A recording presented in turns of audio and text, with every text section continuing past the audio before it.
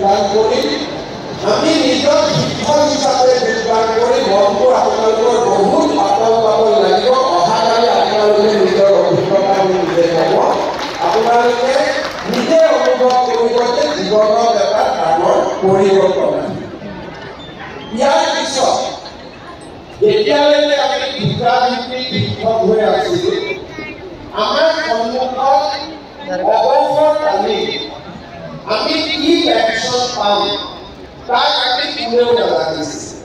CPF-ত আমাৰ 10% দৰমহা জমা আছিলে আৰু লাহে লাহে দৰমহাৰ শ্লেবটো বাঢ়ি যোৱাৰ পিছত CPF-ৰ আওতাৰ পৰাও আমি বাহিৰত আছিলোঁ।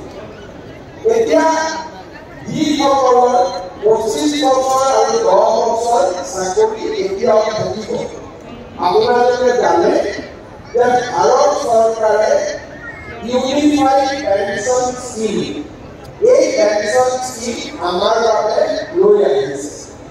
এতিয়াৰ পৰা আমি অহাকালিৰ পৰা যদিও UPS অসম চৰকাৰে এতিয়াও গ্ৰহণ কৰা নাই, কিন্তু অহাকালিৰ পৰা আপোনালোক NPS-ত আৰু NPS-ত যোগদান কৰা সকলে অট'মেটিকেলি 1 এপ্ৰিলৰ পৰা আপোনালোকে UPS-লৈ আপোনালোকে যাবলৈ সক্ষম হ'ব।